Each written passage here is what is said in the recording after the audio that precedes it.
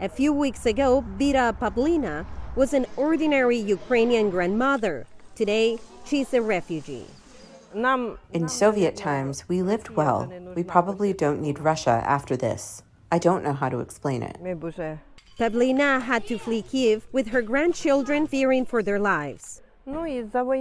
Because of the war, because of the bombs, because they're bombing Ukraine, shooting villages, they do scary things.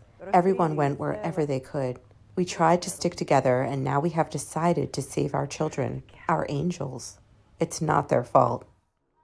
Yulia Usik is a mother of two. After surviving nearly 2 weeks of Russian attacks and bombings, Usik and her husband decided it was time to leave Kyiv. We were under attack and shelling for 13 days, and my husband told me to please get the children out because they were traumatized. My husband is in Kyiv. He's 33 years old. He promised he will come back for us. Lilia Kostenko is the grandmother of two youths, Timur and Damir. For her family, the plan initially was to flee to a cottage outside of Kyiv. But as the Russian forces drew closer, plans changed. Our husbands told us go to Lviv. Our daughter's friends took us in at their place. And then explosions started again. They blew up the airport there, and we decided to leave, now with our daughter's friends.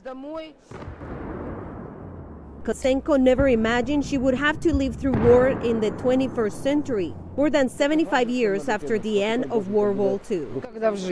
My grandfather fought in Poland, and it's horrible, of course. I remembered it. For Pavlina, it is like taking a trip back in history. I remember the state of the country, how the villages were at that time.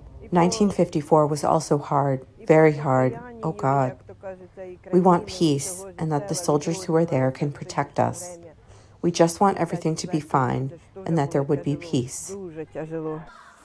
Refugees tell VOA they hope to be able to go home one day with their kids and grandkids, whom they describe as young and resilient, and likely to recover from the trauma of war, if and when peace returns to Ukraine.